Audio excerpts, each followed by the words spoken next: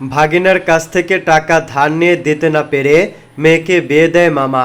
বিয়ের 5 বছর পরও সেই টাকা না দেওয়ায় এবার শ্বশুরকে গাছে বেঁধে পেটালো মেয়ের জামাই।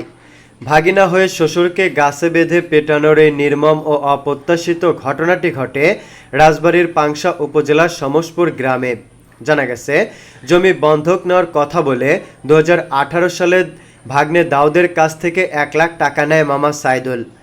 টাকা নেওয়ার 1 বছর পার হয়ে গেলেও জমি দিতে পারেনি মামা। পরে নিজের মেয়েকে ভাগ্নের সঙ্গে বিয়ে দেয় সাইদুল। এতে মামা ভাগ্নের সম্পর্ক গড়ায় জামাই শ্বশুরে। তবে পাওনা টাকা ছাড় দিতে রাজি নয় মেয়ের জামাই ভাগিনা। বিয়ের 5 বছর পেরিয়ে গেলেও জামাইকে সেই টাকা ফেরত দেয়নি শ্বশুর। এ টাকাকে কেন্দ্র করে দাউদের সংসারে অশান্তির সৃষ্টি হয়। পরে উত্তেজিত হয়ে শ্বশুরকে ধরে একটি সুপারি গাছের সঙ্গে বেঁধে রেখে নির্যাতন করে ভাগিনা। খবর পেয়ে ঘটনাস্থলে এসে সাইদুলকে উদ্ধার করে পুলিশ। সাইদুলের বোন ও দাউদের মা বলেন, আমার ভাই অনেক দিন আগে টাকা নিয়েছে।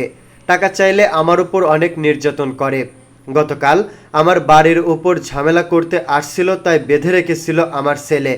দর্শক, শ্বশুর টাকা না দিতে পারায় জামাই হয়ে গাছে বেঁধে পেটানো কতটা অপরাধ তা কমেন্ট করে জানান।